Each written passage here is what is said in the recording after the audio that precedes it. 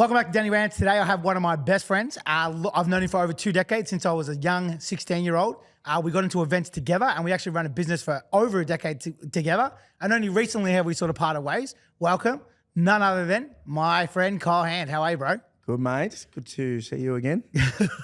Good to sit across from you. Yeah, I know. Good to sit. This is our second podcast, though. Yeah, it's our second potty. Yeah, the other one, we looked for it yesterday, but I think it's actually unpublished. I have to republish it again. Yeah, so we could basically tell the same story and no one would know. Yeah, to be fair, we probably will. So I guess I can say in that, I'll let you sort of explain what you do now. And then, then we'll kind of go back in the past, because a lot of your past is my past, really. Yeah. So now I'm a partner in a company called Hardware Group. Started in 1990 with Richie McNeil, who went on to be the founder of Stereosonic, Australia's most successful music festival. I joined him in 2016, I think. And since went on to be a partner. I look after the touring department, so I'm the one that organises all the acts and gets them to the country. But then Richie and I also have a management company, which I'm a director in with him, called Adam Music Group. And we manage a bunch of artists. We manage Laura King, we manage Sunset Brothers, we manage Taglo, and we manage bunch of others. Yeah. I won't hold you to it. So previous to that, in your earlier life, before you sort of started working in festivals and music touring and whatnot, you were a club promoter, not unlike myself, exactly like myself. Yes. We started together. We did. So when you started at 18? So I was a chef when I first finished school. Chef Car. So it was quite a handy skill to have, being a young lad and going on dates back then, giving them the old Chef Carl treatment. Yeah, also knew how to chop them. I was very... so I was a chef, and I basically... when you're a chef, you got 2 days off a week. Apprentice chefs, they get Tuesdays and Wednesdays off. I was seeing a girlfriend at the time. My girlfriend on those Tuesdays and Wednesdays, we broke up, and I tried to, mix a social life with being a chef, and they just don't mix. You did a right job for a year or two, I reckon. Yeah, I got through a year or two. I had a fair few car crashes and a fair few Grandma passed away. Fair few sick days, and I think I had about 32 relatives pass away, but in that year. But I obviously had a moment where I just realised I couldn't do it anymore. Fell out of love for it. Started going out to our old stomping ground 2 floors up, which for those youngsters that think it is on Burke Street, it was originally at where Storyville is now. So before that, prior to that, it was obviously Wawa, but originally that was 2 floors up. I started going there, selling tickets for their events. I think the first one I sold 20 tickets. Next one I sold like 60. Then I sold like 350. And then it was like 600. And then they were like, shit, we better give this guy a job. He knows a few people. And then it sort of branched out. I started working at the Saint on a Sunday back then with Corvo. Yep. Yeah. It's called Fuck Mondays. What a establishment. It was an absolute institution. Yeah, 100%. It was like, everyone knew everyone. It was the fucking best. Went on and did play school with James Lothian and Sam Prosser at Evolution, which has now been knocked down. It's next to the Cullen. I think that was back in like 2006, maybe. Don't know. Yeah, around 2006. Yeah, like was it 2005? We were doing like Prince Cuba. Yeah. That's when you and I were going to Prince every week, rocking up at 9 p.m. Hoping to get in. Yeah, hoping to get in. We actually, so that's when it sort of started, and then obviously, you and I linked up. I think it was a billboard. I don't like to be honest. I guess this one's like a bit of hot contention, because I remember you did this thing with DT Dwayne Thompson, who I still work with now, who at Cuba, and I can't remember what it was called. You'd remember. Sexy as fuck. Yeah. And then you did that, and I remember you guys got a penthouse and whatnot. And then when you did that at the same time, I guess I was having my own struggles, because I was obviously also partying too much. And I was working at Safeway and doing a little odd jobs here and there. And I was like, I saw that you did that, and then I was like, well, maybe I could do this. But at the time, I remember not wanting to ask you, let's team up, because I wanted to prove first I could do it. Yeah. Then that would sort of happen. So I remember I went on and did my own event at Circus, and then I made 2,500, which I've talked about before, and I took photos of myself rolling around in it because I thought I was a billionaire. That's what you do. Yeah. Mate, I got the penthouse after my first party, spent penthouse at the Grand Hotel in Spencer Street and spent every cent just on that party. It was a Tuesday night though. We filled it, so I was like, back then it You was, deserved it. yeah. Back then you Go had off, to, King. You had to treat yourself. 100%. But you also thought the money was never going to finish. Yeah, exactly. So I think we all played those games and did those things. Yeah. But also I did that, and then whatever happened, I know you were sort of working different bits and pieces, but I sort of come across, and then we sort of started to have similar opportunities. And then I remember again, it was actually with Dwayne Thompson. So our company was called Loud Entertainment. Anybody who lived in Melbourne from 2005 to 2020 even, yeah. but would have known what we were doing. But it was basically, we were named by him. So if you remember, I can't remember what movie it was. You remember? I don't remember the movie, no, but obviously you and I, we don't shut up. We both talk underwater with mouths in our mouths. Been accused of that before? And yeah, we were in the movie and Dwayne's turned to us and he I remember you and I were like, what are we going to call this company? Yeah, I remember there was like 3000 Entertainment, Red Light District. I actually remember the names. Imagine if we called it Red Light District. That's how lame that be. But yeah, and we were watching this movie and we kept talking and Dwayne turned to us and he goes, fuck, you guys are loud. And we were like, that's us, baby. Yeah, 100% Loud Boys. Let's lock it in. Loud life. Yeah. And that was the beginning of the end. It was. So, but yeah, I guess after that we did. Then we just started collaborating on everything. So there was opportunities that you were doing. Like I remember when you were selling tickets at TFU, I was also selling hundreds. Yeah. So like eventually it just made sense for us to do it together. So we sort of teamed up and we sort of started taking on the world and running events and stuff. And I reckon at our peak, not to kind of like harp on it, but I reckon we were doing hundreds of events, maybe hundreds. Easy. So, Debbie Does, especially when we were like at our peak and we were doing Debbie Does Disco, we were doing, I think we did like 16 of them in 3 months. Yeah. Or something like that, around like a winter series. We used to have Love Lucy, Debbie Does Disco. There was like Fornicated, Dirty Lockdown. Days, Lockdown. What a party, by the way. Yeah, what an event.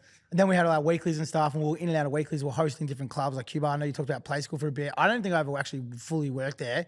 I think I was under We worked you together there. on Disc at Billboard. Disc at Billboard. I think that was probably the first one we worked on. Properly. Yeah, because that was the first time. That was my first proper job. So as in like in the industry, like prior to that I'd done some events, not little ones. And that was my first weekly income where I was able to not work anymore. Yeah. In fact, start living the disco life. And spend all that discount life cash that weekend and then struggle until the next Saturday. Yeah, exactly. So they were good days. And that was like, I guess, I would like to think it was probably like the peak of clubbing back then. Absolutely. Yeah. And was like, but during that whole time, myself too, but you more so than me, we're a massive music purist. So it kind of made sense for you to kind of work in that space. And I know we talk about internationals and stuff like that, but that was something that we were super passionate about early on. Yeah. We were doing, I remember we were basically not making any money to do internationals because I guess we thought it was cool. Yeah, yeah. And we had some of those events, like one from memory from me was that Phil Kieran event, which I'm sure. Man, that's to this day, I can still I have vivid memories of watching Phil Kieran drop. I think I'm getting goosey, yeah. I could still feel the energy in that room when he dropped I Think I'm a Monster, and the whole room shook. Yeah, no, because that it was awesome. such a massive anthem of that time. So Phil Kieran was like the king At that time, yeah. at that time. Skyhook, I Think I'm a Monster, like that you couldn't. Those tunes were like that. I think they'd also go off too, anywhere. or even now people still play them. Well, Dom Dollar just recently played it at his shows. He plays Skyhook at the music bowl. Yeah, at his in recent Melbourne, shows, because it's such a well-known institution in Melbourne. Yeah. Wonder what he's doing now. Is he still DJ? Dom Dollar? No, not Dom. Phil. I believe Phil's still playing, but he's gone down a bit more of a electronica sort of path. Yeah. So that was our. Correct me if I'm wrong here, but I'm pretty sure that was our first international. No, Was the it first Brazil? international I ever did was Hosh. Oh yes, I At remember. Cuba. Yeah. And I actually, I feel like the biggest arsehole from this, but I thought the pickup was 5 p.m. And I believe I was at Cuba at the time when I actually checked again because I was excited for my first international. I checked the itinerary again and I realized it was 5 a.m. So it was currently about 2 a.m. in the morning at Cuba. I've realized I've got to be at the airport to pick this guy up for his flight. And because I'd never done an international before, I thought, you know what? Let's get a limo. Let's pick up a limo. Let's load this limo full of hot chicks, And were you there? It was No, I remember it. I can was remember me. the flyer too. It had like the kids playing blocks, and it was like HOSH. I remember So it was me, I think Brenton, Maddie, and we were all we're all pretty lit. And then I'm like, so we gathered a limo full of hot chicks, us 3 guys, and we went to the airport. All like we were feeling grouse. Let's just say that. And this guy who's just been on 30 hours of travel from Germany has jumped in, and I've just realised we've actually don't have a seat for him. So we made him sit. We basically made him sit on a box of cruisers. And I was like, "Do you want to party?" Like I was like, "Hey, do you want to party?" And he was like, "No, I'm tired. I've been flying for 30 hours." And I was like, "Oh, this is awkward then, isn't it?" So we continued drinking, and the thing I dropped him at his hotel, and I think we ended up going back to Brenton's house and carrying on for a little bit longer. And then I actually made Nick Jones, an old Melbourne DJ, Nick Jones, look after him that night because I was too embarrassed after what had happened. That's that morning. Did you bring him, or was it? Nah, it was I didn't. bought That him? wasn't my first tour. No, because I bought him just off another Australian sub agent, and but yeah. It's safe to say Hosh never came back with us after that. So we're there. We went on to do Phil Kieran. And then I remember doing Zoo Brazil. One of my favorites we did at that time, we did Nada Strum. They were also early days. But probably no one cares. I'm just like reminiscing on our artists at the moment. But one of the big ones we did, which is iconic to us, was Switch. Switch, yeah. Yeah, so that was a massive one we did at lockdown. And I remember, like, even though he didn't play that well because I don't think he was that happy about the flights or something like that.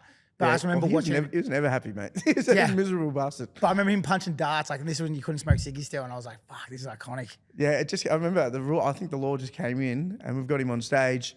Like, mind you, the guy's just produced Beyonce's album, so Yeah, I know. He's coming to play for you and me for what 8 to 10K when he's probably just got millions from Beyonce. The guy just did not give a fuck. I remember we actually requested that he play the old tunes, and he didn't play one. And Yeah. I reckon it was because we requested him. But yeah, he'd be sitting on stage sparking up a dart, and then the guards would be like, "Hey mate, you got to put the darts down," and he'd be like, "Yeah, okay," and he'd put it out, and as soon as the guard walk away, he'd his dart up again, and we were just like, "This guy just does not give a fuck." But I remember it was like 3 or 4 years prior to that. You would have been with me when we watched him at Summer Days, and that was like one of the most iconic sets I'd ever seen. He was just playing banger after banger. Yeah. Going into Summer Days, we spent a lot of time at festivals when we were younger. We did. Obviously, Stereosonic, who you now work with, Richard McNeil, who was the owner of, but Summer Days was a very iconic part of our journey. It was. One that I think of all the time is that John Course moment with Moby raining again. Yeah. Which I don't think we'll ever forget. Where basically what happened was it started to rain, and as it did, John Course started playing Moby, It's Raining Again. Yeah. And then I'm pretty sure I bowed because it was too cold, and I came back and you were just going hell for leather at the back wall. Yeah, good chance. Good prediction. But we also used to have the loud bowl, so that's something that was super iconic for us. Yeah, definitely. And then the loud bowl, for anyone that doesn't know, was basically like this. It was like a mini amphitheater on the side of the main stage of the bowl. We sort of made it our own thing, and to 9 times out of 10, it ended up being a busier stage than you'd have Tigger or you'd have Hudson Mohawk. I remember Disclosure once. Yeah, and our stage was busier than theirs, and I remember you would have been with us. We went over and watched Disclosure, and I reckon there's 500 people there. Yeah. And then we walked back to our stage, and there was 5,000 people there. Yeah, it was nuts. But that's just shit. I think that was just that sound at the time. We had the stable of artists, and it was just like peak for loud entertainment. We really controlled that sound and that market back then. And also too, we were kind of probably the more aggressive in market when it came to opportunity, like being able to have those opportunities, like working with Richie or working with Mark James at the time, gave more opportunity to the guys that we were sort of putting on. Yeah. We were creating this new genre, which was called Melbourne Sound, which we obviously had a lot to do with both of us in those early days, which was born and bred from TFU, and it was born and bred from fucking Corova and whatnot. Yeah, definitely. And but in saying that, they kind of helped catapult our careers too, really in a way. And during that period of time, we met guys that were awesome, and then there was other guys that I know you had clashes with and whatnot. I was quite polarizing, and I guess you can probably say I still am a little bit. I've calmed down a bit, but to be fair, so was I. Daddy Rant actually comes from... Any publicity is good publicity. Some would say. Some would say. Who would say that? look, me and I definitely had a run in with Will Sparks over a certain exclusivity period thing that we had, and that's probably he would probably be my we'd probably be disco nemesis, if that's what you're going to call it. He likes me about as much as I like him. But basically, what happened was we ran this party called Sounds Like Summer. Yeah, the street party. Yeah, the street party. Yeah. And we had Will on an exclusive deal from he couldn't play any shows from the end of Stereosonic tour, which I think was the start of December, until our show on New Year's Day. And then, just so happens he went out mid-December or maybe just before Christmas, went and got pissed, and we heard about him jumping on stage, jumping on at 3 or 4 different clubs, which, that's in breach of the contract. So what I did, I emailed the management and said, look, guys, this is not on. We've got an agreement in place. We want a discount. I think we asked for about a $5,000 discount. I fully don't even remember until you just mentioned it then I'm like, yeah, I remember. Yeah, I didn't remember the So they're like, nah, this didn't happen, yada, yada, yada. And we sort of like, I guess we didn't really have a leg to stand on at that time until the Thursday photos came out for Billboard. And there was a photo of Will on the decks with both his management behind him. So I just then sent that picture to them and said, oh, thanks, we'll be making this discount, we'll be getting this discount. And then so the show happened, Will played, left the show, blocked me on Facebook and wrote some story like, oh, Kyle Hand runs the shittest parties, that was the worst party I've ever played at. Basically just paid me out. I got sent the screenshot, as you do, as what happens in social media, people are going to send it to you straight away. I was actually playing cricket that day. It was just before I went out to field, so I got it, and then I said, you know what, I'm not going to let him get away with this.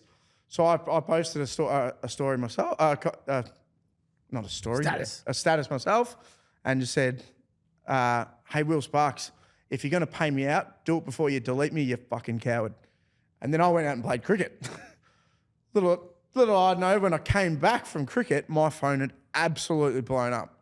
Like it was like that. I think the status got hundreds of thousands of comments on it, and it was like then I was getting all these inboxes, and Will was inboxing me himself, telling me that he wanted to fight me, all this sort of stuff, and it really blew up. I think it got picked up by the In the Mix forums, and it got picked up by all these different places. A promoter and DJ go head to head, and yeah, look, ever since that moment, I think I've been on the lucky dartboard. So have I, though.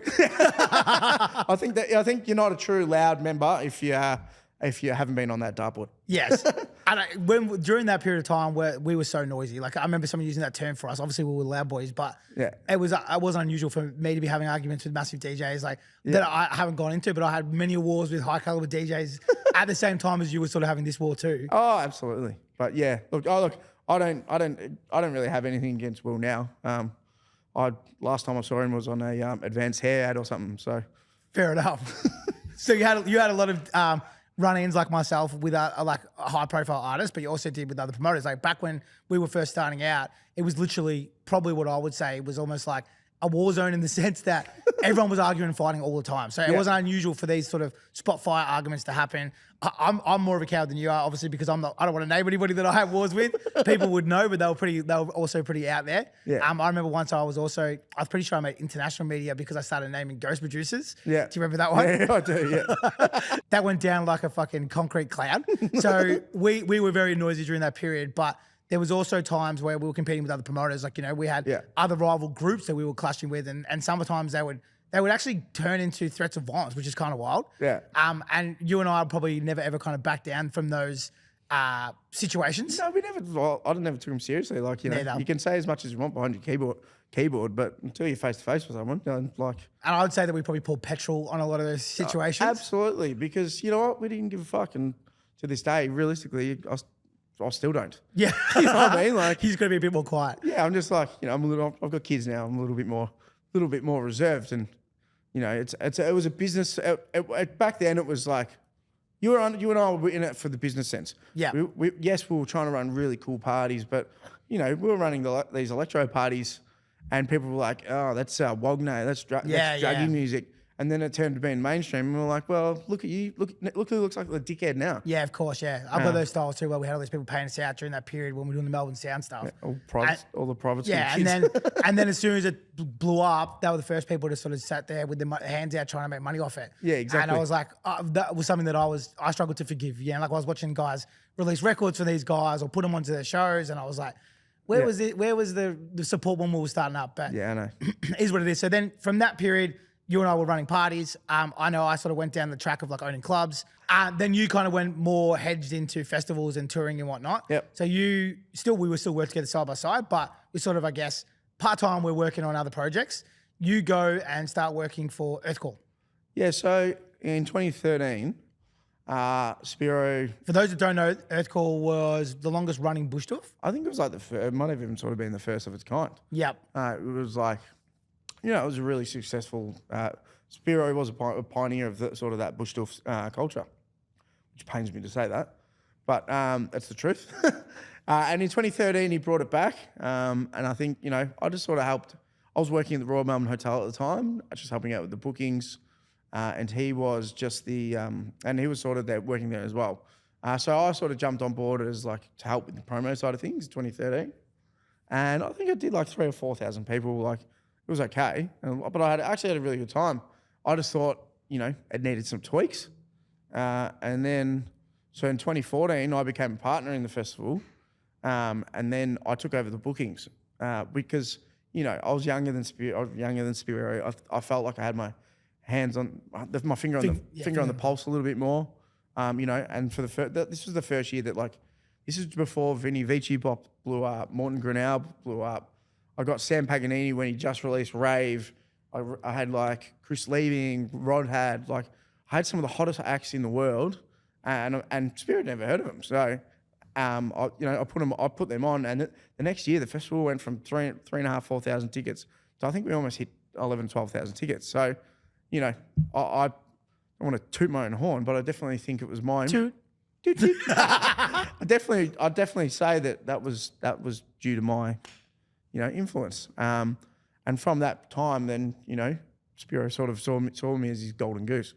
But as I'm sure you're going to ask me, it turned pretty sour pretty quickly. So that festival fell over, and you were involved in that festival when it fell over the second time. So it had already fallen over once, and then it fell over a second time. So I booked the lineup for 2015.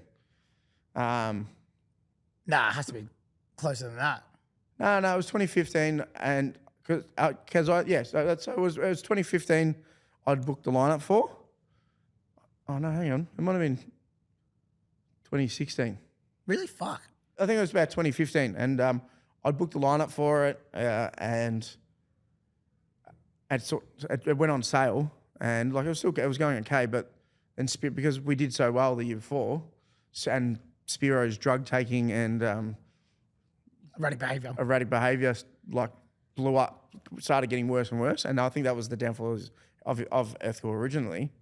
Because the first one, how much do you know about that? It was pretty catastrophic end to a festival that was arguably the biggest at the time in the scene, correct? Me or I'm wrong there? Yeah, it would have been, yeah. Spiro, it was all surrounded by his drug use, and his erratic behaviour. I'd be on the phone to agents, and and then he'd jump on the call, and then they literally say, "Hey Kyle, can I call you?" And they call me, and they're like, "How the fuck do you work with this fucking lunatic?" And I'm like, "Oh, look, I'm sorry." And I was always making excuses for him.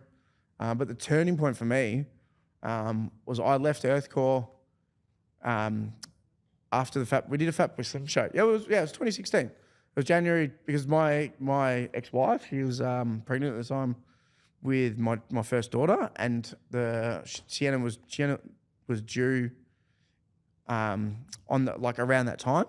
And so it was Australia Day weekend, wasn't it? Yeah, it was Australia Day weekend. So I'd put together this show with the guys that we do Reminisce with now and Earthcore. And it sold out super quick with Fatboy Slim. And I was there at the show, but I wasn't actively really doing anything. And, the show made the show made well over six figures. And, you know, when it came to getting paid, I said to Spiro, I said, oh, well, can I get my share? Because, you know, I've got a baby coming on the way, and it's rightfully mine. And he was sort of turned to me and he said, well, what for? What'd you do? I said, hang on, mate. I put the whole fucking show together. This was my idea. I said, let's do it by the beach, like the big beach boutique, like he did in Thingo. I secured the venue. Like, you know, this was put together by me. And it was that moment where I realized I'm never going to make money with this guy. And then when he eventually, I think he paid me like $8,000. He's like, let's put the rest into our touring company. And I was like, okay. And stupidly sort of agreed to it. But at that moment, I was like, I'd sort of checked out of Earthcore after that. And then, I think it was the Infected Mushroom tour that we did for Earthcore. Richie's obviously historically always toured Infected Mushroom. And he was at the show. And me and him were just sitting down chatting the whole time. And so then we would, obviously, I'd sold tickets for Stereosonic since its inception with you. Just putting it out there, we were #1 sellers for a long time. Yeah. Reminder, Rich, that I got you that house in Toorak. Yeah. So we, Richie, after that time, he hit me up and he said, hey mate, would you want to catch up? And basically, he offered me a job to move to Hardware, and that's when that all turned to shit. Shit hit the fan, Shit hit the fan big time because Spiro was overseas at the time. I probably didn't handle the leaving of Earthcore too well. Like I sort of just did it over a quick email, and I realistically should have called him and told him that I wasn't leaving. But at the end of the day, I had a family coming along, and they were my main priority. But yeah, it turned pretty nasty. Ended up costing me about. Well, he actually Spiro went and put a Supreme Court injunction on me, so I couldn't tour any acts. And then he emailed every agent in the world that I've ever worked with, and said that I was in breach of contract, which I wasn't because I didn't actually have a contract. And then it cost me about $100,000 in lawyer fees. Yeah, wow. Where I actually won. We went back to mediation. We went to mediation, and then my barrister at the time was like, we sat down. He had like a team of 6 barristers. I was 6 different lawyers in front of him, and I had just the one. And they were like, Mr. Hand has said this, and Mr. Hand has said that. And then my barrister just goes, all right, if that's all you got, let's go. And all their faces just dropped. So we went into mediation, and they're like, all right, I'd already spent, 50, 60 grand at this time. And then in lawyer fees. And then, so they came back and they're like, oh, look, let's just walk away from this. Everyone just walk away and we'll just forget about it. And my barrister was like, no way. We're not walking away from this. You've just cost him all this money. So I ended up getting about 30 to 40 back in the mediation. And then, but I had to sign an agreement. And there was one part that I said I couldn't say disparaging comments about Earthcore. And being myself, I made disparaging comments about Earthcore. But in like an indirect way. I think it was like I said something about Ace Ventura. He was touring Ace Ventura, and Ace Ventura normally plays, these massive festivals in front of 15,000 plus people. And then I basically said, oh, how embarrassing Ace Ventura, because it wasn't selling well. And I said, how embarrassing Ace Ventura is going to play in front of 150 people this week when he normally plays in front of 15,000. And he took that and rode me like a horse to back through the courts. And he spent himself 60 or 70 grand that second time around to get $8,000 out of me. Yeah, wow. That's just the top. And my ex she was pregnant with my twins at the time, and they had issues with they had like a thing called VSD, which is like a little holes in their hearts. And my ex-wife, she emailed him and his girlfriend just saying, please, we don't want to do this anymore, because it was a really stressful time for us. Like, we had these kids on the way. He got me blocked on Facebook at my wedding. Like, he was just a very vicious person. And then, so we just blew all this cash just because this guy had this ego and couldn't handle that I didn't want to work with him anymore because he was shifty. So, and then that festival falls over that year after you leave. Yeah. And And it's basically a mirror version of what happened the first time. If am I right to say that? What do you mean? Like how it sort of, it was the same thing. Like people rocked up, no one was there. People weren't getting paid. People didn't get paid their fees Well, and that's stuff. that's the thing. Like people, he'd never paid people. Like there was. I think that when it really turned to shit was because he was spending the ticket money on the lawyers. Because that was the thing about him. His ego was so big. He always had to have the biggest lawyers and all this thing. But the thing is, he didn't have the money. So he was spending the ticket monies that are coming for the festival on his trips overseas and before he paid his bills, and then he was wasting all that money. He would have spent over $200,000 fighting me in court. Like, just let it fucking go, mate. Yeah. I was what 27, 28 at the time. Like, go find another promoter to take over. So what happened is because he's running out of money, he couldn't pay all the artists, so we had all these artists pulling out. He lacked security. So I knew that there was people on the days of the festival where you could just walk in. You didn't even need a ticket because it was that understaffed because he never paid his bills, and it really turned to shit really badly. Yeah, it fell over. Yeah. So and then the silver lining of it all, people, the agents that he originally emailed about me realized that he was full of shit. Yeah. And then it sort of swung back, and they're like, "Oh, okay. Oh, you actually work for Richie, the most successful promoter in Australia." So I'm like, "Well, yeah." Yeah. So there's a bit and now you can understand why I left. And so since then, that relationship sort of falling over, you've gone leaps and bounds with Richie and the hardware team. Yeah, definitely. So what are some of the artists, like the big artists that you've sort of worked with in the last sort of 6 years, 7 years? Look, we did Festival X, so we had Calvin Harris, we had Armin van Buren, we've done who else played? We did Trippie Redd before Trippie Redd sort of blew up. I did Camel Fat. I did their first few tours. As they blew up. Hey? We did the one where they blew up. Yeah, as you've said in a previous podcast. Yeah. I missed out. Damn it. Who else have I done? I've done, we did Emily Len's first tour. That was crazy because Emily Len, at the time, she had 40,000 followers, I think, when I signed the contract. And the deal we sent her was definitely, it was a fair contract for for an act that had like 40,000 followers. And by the time she got to Australia, we'd sold out every show really quickly, and she had like 450,000 followers, and she's now got like 1.5 million or almost 2 million probably. The manager was like, "We're not coming unless you start paying us. You need to pay us more money," which was we were in our rights. We were like, realistically didn't have to because we'd signed a contract, but we obviously wanted to tour again, so. We ended up having to pay for an extra business class flight or something like that. That's still a pretty good deal. Yeah, I know. Well, and then she definitely got paid the next time. Yeah. So we had her for Babylon the next time. She got paid. She got paid big coin for that. But yeah, Nina Kravitz, we did Peggy Gou. Steve Aoki, Peggy Gou, Boris Brescia. We did when I first started at Hardware. We did Chainsmokers. That was when they were like proper massive too. Oh yeah. There was a standalone show at the Bowl. Yeah. I remember. Yeah. So. Yeah, I've worked on some pretty big shows.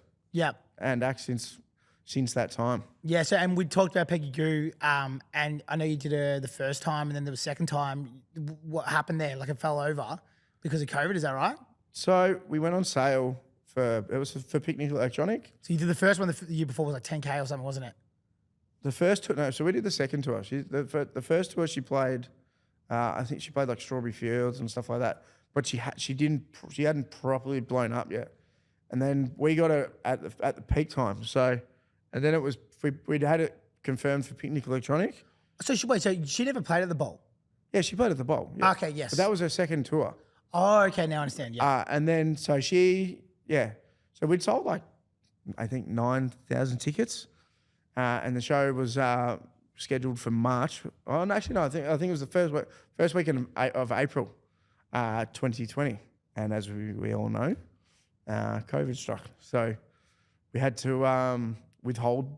Well, we had to sort of postpone the show, and then when it's all came back to normal again, we did the show again, and we ended up doing like 13,000 tickets to it. Yeah, I remember. Yeah, it was massive. It was huge. So we actually, we had a purple patch that year because I think everyone had been locked away for so long. Like the Boris Bressher show was like out of control. Yeah, I remember that. Like I actually had to put my phone away because I had that many people coming out of the woodwork to get tickets to that it was like, my phone had like, I took it off charge and I had like 400 messages, like 600 Instagram inboxes. It was, I'd never seen anything like it. So like one thing I sometimes we forget, so even as I'm talking to you, because I guess I know your story, but like I talked about the bowl earlier, right? Like you and I used to go there as kids and we would like spray paint our t-shirts, listen to John Corson's thing. Yeah. Like, do you ever sit there and reflect on like, the way we grew up going to these shows and then now you're running multiple, like you sometimes do, multiple shows at the Summer Music Bowl, Sydney Music Bowl, Sydney Myer Music Bowl that sell out. Like, do you ever reflect on it or is it just too fast, too much of a whim? Not now. Not now. I don't. Now I hide downstairs. I don't really get involved in the shows as much. But yeah, definitely. I think the moment where I was like, wow, this is awesome. You and I used to stand on the side of the stage watching acts. And we thought it and was be like this. We've made it standing on the side of the stage. I remember getting access to buy, so Future and Stereo let us become like main promoters where we could give tickets to promoters. Yeah, yeah. And you and me in the car park high five and like, we fucking did it. Yeah, yeah. And like that now seems such a micro opportunity, but at the time we thought we were about to take over the world. I think the first time I proper felt it was when we did the Carl and Eric's Mobile Disco. Because did you come to the first ever one? Yes, I did. Yeah, we went to the first one at it was like a winery down in Germana, Germana Way or whatever. And there was like 70 people there. Yeah, exactly. It was tiny, but it was Carl Cox and Danny Minogue was there. Like all these like famous people were there, and like we were like, well, this is exclusive. Yeah, it was super exclusive. And then that's the first. And then I think it was like 10 years after. We'd actually we'd done the mobile disco, the first mobile disco at the bowl, and I remember I stood on stage and I was like, wow, like I used to be on the other side. Yeah, I used to be at the front row, like grabbing Matty and saying, mate, respect this. Yeah, exactly. Because this was like the pinnacle of dance music, and then I was on the other side. I'm like, wow, this is awesome. I'm sort of living out. The dream, literally. My dream, because I always wanted to. We both did. Yeah, I wanted to be on that other side, and I wanted to be the one that filled that bowl. So yeah, it's crazy. That's something that I haven't done, and like for me, it's still like a moment. Yeah, like even we've had so many mates now do it. Yeah. Favo, Dom Dollars manager, you, yeah. Sean Roll, all these other dudes. It's like fuck, dude. Like growing up, cutting our teeth all together. And now some of the stuff we're watching our friends do is just insane. Yeah. But even for you and I, like it's kind of crazy that we met like when we were 16 playing footy at Forest Hill. Yeah. And then that we end up having the same vision. And now we've gone on these like journey that's brought us to these crazy, insane places. Yeah. Where we're able to, go backstage at the bowl every single time and not even have to think about getting tickets to any shows. Yeah. It's funny because it's funny you say that because now, it's gotten to the point where I've toured so many artists over the years. When my mates go overseas to Europe, they hit me up for guest lists, and they're sold out shows in Ibiza, or like I remember being on the plane flying over to ADE, and I had a bunch of the Sydney Swans guys texting me asking me to get them into Fabric's birthday. I think it was the 25th birthday, and like I was on the plane and I was like, yeah, no worries, that should be okay. It was 30 blokes, and being a club promoter. Getting 30 blokes into a club isn't fucking easy. It's not an easy task. And I managed to get all of them in to Fabric, like the most famous club in London. And I'm like, this is sick. And so ever since then, it's like, Richie even brought it up at my birthday. Yeah, he did. Yeah. He said, if there's a guest list to get on, there's a good chance Kyle can get you on it. And most of my mates, it gets annoying, mind you. Do you ever have people like put those names on the guest list and not roll up? Oh, yeah, I actually have. Well, one bloke named Danny Grant. Oh, fuck. I've been exposed. Yeah, so we'd sold out a show for Boris Bressher at the Horden, and I think we had, so with the Horden, you have to you've got only a certain allocation of frees, and Danny, you asked me for 5. 4? I reckon it would have been fine. It's fine. I'm going to have to go back over the text messages and check. Yeah, you didn't rock up, and I had to go in a bat for you with Richie because he was not happy. I saw him on the plane. I thought he was joking, but he wasn't joking. Yeah, but I guess it's one of those things, right? It's like weird to put it into perspective. But I remember another time I was invited to a festival, backstage passes the whole lot. And I was sitting on my couch and it like started to rain. I was like, nah.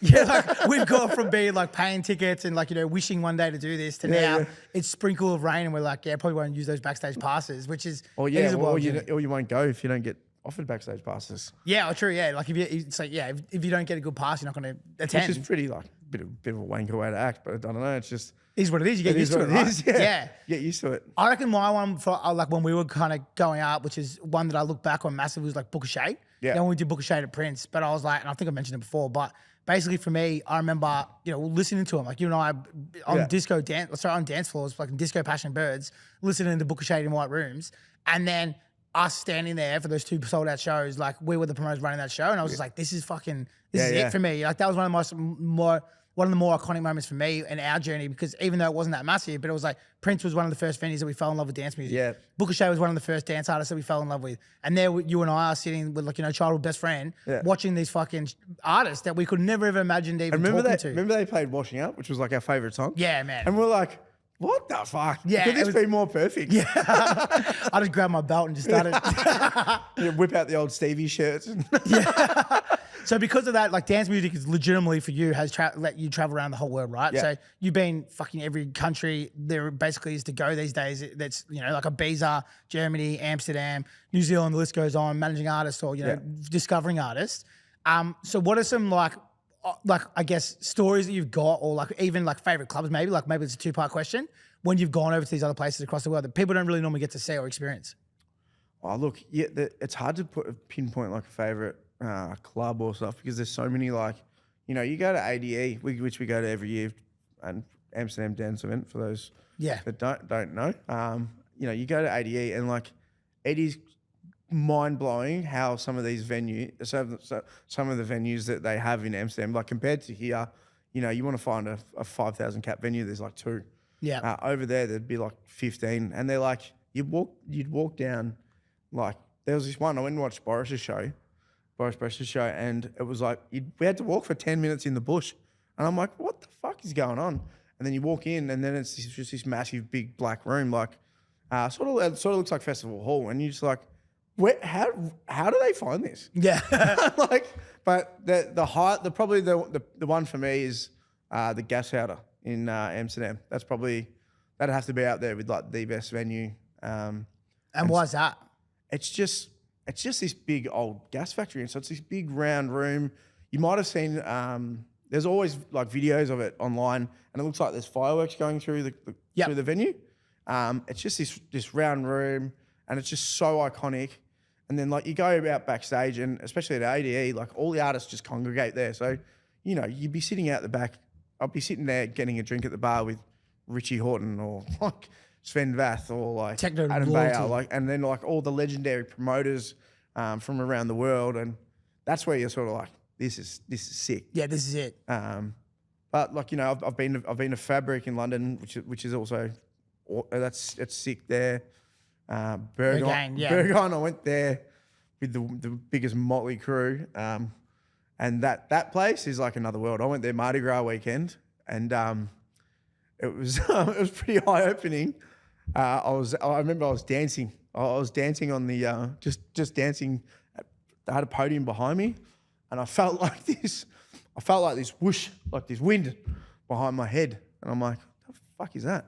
And I turn around, and it's this like 7-foot big gay dude doing windmills with his dick behind my head. You can feel the wind. And I said, you're getting some serious momentum there, mate, because I can feel the wind. And that was like, I'm not in Kansas anymore moment. How many hours did you do that? Look, it was definitely more than 12. Yeah, let's just set the record straight. The average is about 8, and maybe a few more than 12. Yeah, but it was my first time. It was my first time there, and when in Rome, mate, you got to make the most of it. Yeah, 100%. So other than that, do you have like a favorite show that you've done, or like, you know, a moment that you've been involved in Australia? My favorite show, it'd probably have to be that first bar show out of COVID. Like, it was so touch and go because it was like, I think Melbourne was the only place that could have outdoor things at the moment, because we had to cancel the Sydney show because they brought something in where you couldn't have festivals outdoors, and which it's surprisingly enough is that Dan Andrews actually let it happen, us have outdoor stuff. And I think it was like the week we were on the edge of our seats whether this was going to go ahead or not. And then it got the green light and we went ahead, and it was like there's 13,000 people there. It was just from doors open to doors closed. It was the best vibe. I should give a shout out to Thomas Schumacher too, because he also played on the show and he was fucking awesome. And then the vibe throughout the day, it was just like it felt like when we used to go, when you and I used to go to 2 floors up, everyone knew everyone, and it was like, you know, you felt like a family. It honestly felt like everyone at that party knew each other, and everyone was just there to party as hard as they could. And it was just one of the sickest parties I think I've ever done, where I'm like, that was fucking amazing. The funny part was though, because it was the Arts Centre, so it's like government venue. So everyone backstage had to wear masks because we were indoors. So you had 40 people backstage wearing masks, whereas outside you had 13,000 people standing next to each other, sweating on each other, not wearing masks. It was wild. But yeah, look, that was probably one of the highlights. The club show one would definitely be the Phil Kieran and Book Shade, like you mentioned. Favorite venue in Australia? My favourite venue in Australia. Oh. Look, I can't go past 2 floors. Oh, yeah, true. I was talking about outdoor venues, but yeah, back in the day. Back in the day. Yeah, the Bowl's obviously one of my favourites. Yeah, if you didn't say the Bowl's, then be like, yeah, it gets a bit of a bad rep now, like bad run now, but you know, we've had some pretty good times there. And 100%. It was it was just so iconic, mate. If you live in Melbourne, you don't think the Bowl's iconic here? Yeah, it's the most iconic stage in Australia. Yeah. Like, I don't care what anyone says. Like, you know, there's a reason why Kanye West played there. The reason why Red Hot Chili Peppers plays there. And I guess that was another pinch me moment when I was, you know, did my first show there, and I'm walking down underneath the stage where all the dressing rooms are, and I'm like, fucking, this is the same room as Anthony Cletus was in. It's funny because of all the people you could use, you use Anthony Cletus. Anthony Cletus. I think we're talking about fucking Anthony Clear. I was like, what? Oh yeah. I was literally about to say when I went there, I remember doing the exact same thing. So being backstage at a bowl, and it's like, I don't know, it's not even that cool, but it's iconic. You're just there and there doing whatever. And I remember the same thing. I remember being like, you know, Snoop Dogg's been here, Kanye West been here. Yeah. Like I've seen all these different stuff, but I remember like almost sniffing the walls like a fanboy, yeah, and like just licking the walls. Because I remember when they did Snoop Dogg at Summer Days, and we had backstage passes, and they closed it down. Yeah. But I remember just going down. They used to have the giant spreads and stuff. Like you sit there and eat like a roast dinner before you went out and party. Yeah. But yeah, they're moments where like I don't know, like even now we've been doing this for fucking 2 decades, but it's like. People say, do you get over it? I'm like, nah. Like, you never ever get over standing side of stage watching 10,000 people lose their mind. Like, you're never going to get over hanging around backstage drinking free piss on someone else's dollar with famous people. Yeah, mate, the best tasting piss is cold and free. And we love it. we love it. And we deserve it. We do. We work hard. So is there one story you can tell me that's like an iconic moment that's, you know, it's crazy? Because I know you, and we've definitely dabbled around the sides. A lot of your stories are way too crazy to tell. But is there like a PG or even M-rated one that you can tell that on this podcast, I guess, to finish this podcast up? Sorry, Mum. Sorry, Dad. Actually, your dad doesn't give a shit. Cut that mum part out. Okay, look, sorry to any family members that are listening. But it was ADE, and I ended up going, I'm not going to name his name. Oh, okay. I'm just going to say. I'm going to pretend I don't know then. Hey? I'm going to pretend I don't know then.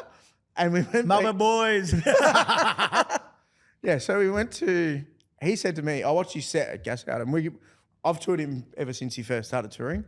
I've actually done a show with him too. Hey? I've done a show with him too. Yeah. And he said, and he was like, it was 7 a.m. in the morning, and he goes, after party? And like, this guy's probably one of the most famous DJs in the world, and I'm really close with him. And like, when he asks you if you want to go to an after party, you fucking go to the after party. To be honest, you'd be going anyway. Yeah, I would have gone anyway. I didn't exactly have to twist my arm too hard. But yeah, we end up at this after party, and he was just like, and like all these big artists are in there, and like they're all playing on the decks, and I'm just like, this is sick. And then his girlfriend, out of nowhere, just like stops, and she goes to the group. She's like, maybe we should get 6 escorts around. And I was like, what the fuck? I'm like, you didn't just start at 1, you went straight to 6. And I was like, look, I think this is time I left. First of all, I'm like, does this always happen? And he goes, yeah, we do it all the time. I'm like, this is how the other side lived. So is that the same DJ that booked a private jet to Melbourne? Yeah. So I was meant to get on that jet with him, but you were busy. Huh? You were preoccupied. Yeah, I was preoccupied, so I had to get off, and then. But yeah, that was pretty loose. I can imagine. Yeah. All right, man, we're gonna wrap it up there. I want to say thank you for being a part of my journey for the last 2 decades, and not getting angry at me when I don't use the comp tickets on the door, and letting me come on the guest list even when Richie says I can't because I've been naughty. Well, mate, thank you for being not just my business partner, but a best mate. Yeah, definitely. And I actually have to give a shout out to the Go Dogs crew, because they're the biggest fan of this podcast. Are they? And they would crack the shits at me if I didn't. The Go Dogs crew, who's that? Yeah, the doggies boys. The boys. The boys. I was actually wanted to go down that laneway, but I was like, maybe not. I was going to start telling some AFL stories. I was like, Kyle loves those boys way too much to say anything. But maybe for another day. Yeah. Anyway, bro, thanks for coming down. Again, I've got to shout out my sponsor, which I know you know, but WP Shots, available at First Choice, Coles, Liquorland. You're covering the logo, and mate. all good independent bottle shops and all good venues in Australia. So thank you for them, because without this, I wouldn't have the opportunity to sit down with you, brother. Thanks, mate. Thank you so much. Oh.